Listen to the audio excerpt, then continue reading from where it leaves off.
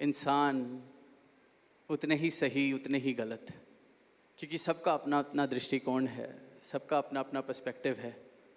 सब अपनी ज़िंदगी में, सब अपनी दुनिया में किसी एक ऐसी रास्ते पर, किसी एक ऐसे मोड़ पर खड़े हैं जहाँ सबका अपना सही, सबका अपना गलत है।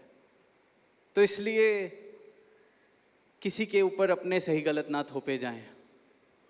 इन सब से आज़ाद सदगुरु ने अपना ब्रह्म ज्ञान करके हमें दिया है कि सही गलत के इस पहलू से ऊपर उठ जाया जाए, विस्तार।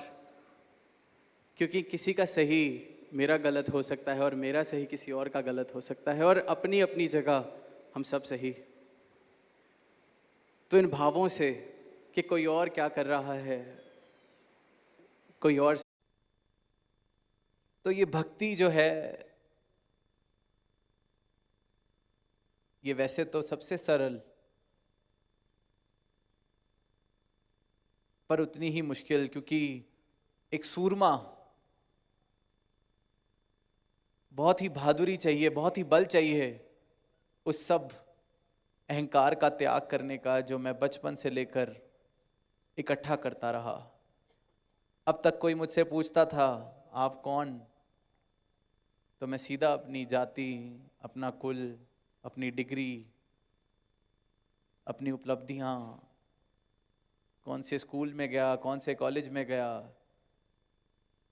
जल्दी से जल्दी सबसे पहली वो उपलब्धि से अपना परिचय देता हूं जिससे सामने वाले को समझ आ जाए कि वो किसी ऐसे वैसे से बात नहीं कर रहा है।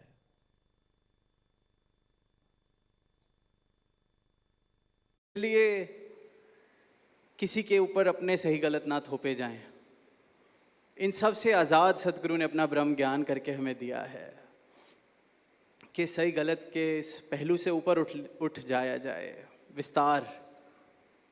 क्योंकि किसी का सही मेरा गलत हो सकता है और मेरा सही किसी और का गलत हो सकता है, और अपनी अपनी जगह हम सब सही।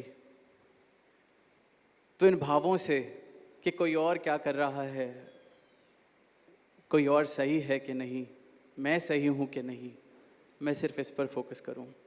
फिर और एक पहलू कि जब हम रिश्तों में, दुनिया में बातचीत करते हैं, कम्युनिकेशन करते हैं,